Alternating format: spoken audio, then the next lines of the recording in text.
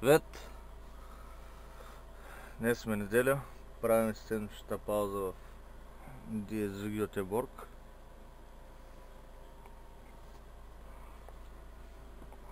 Тия македонци направо са уникат.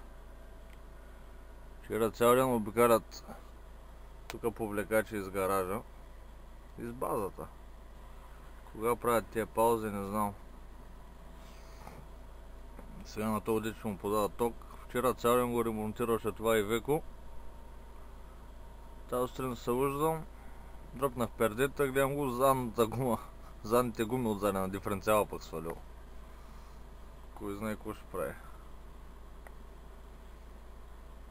И сега пък ток ще му подава, акумулатор няма. Това и Веко си е направо за бракуване. Защото е евро тройка трябва да. По-ново от това давдец съм с него. Техническото му състояние, като гледам, плачевно.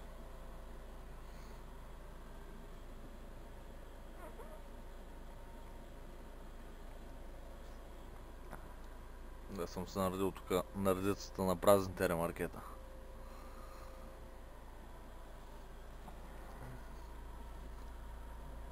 Искам още един дав.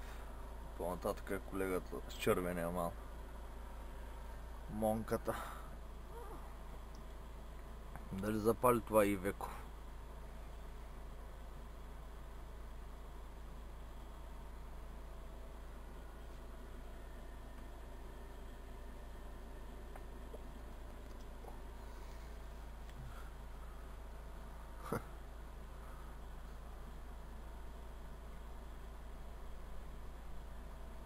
Още такъв дъжд валя.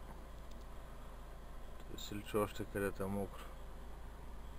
Днеска е по-добре, дано да не валя.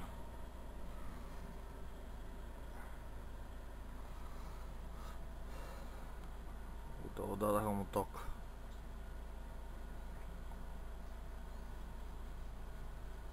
За днес като направя 45 часа пауза, след да тръгвам към адреса, имам 160 км.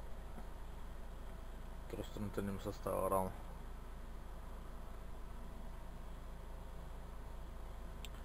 Дадаха му ток.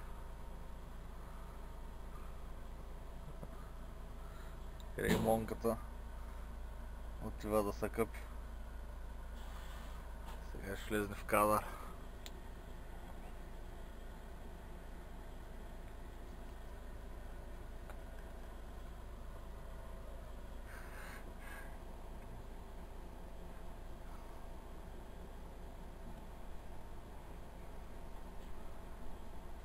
Монката свене на още.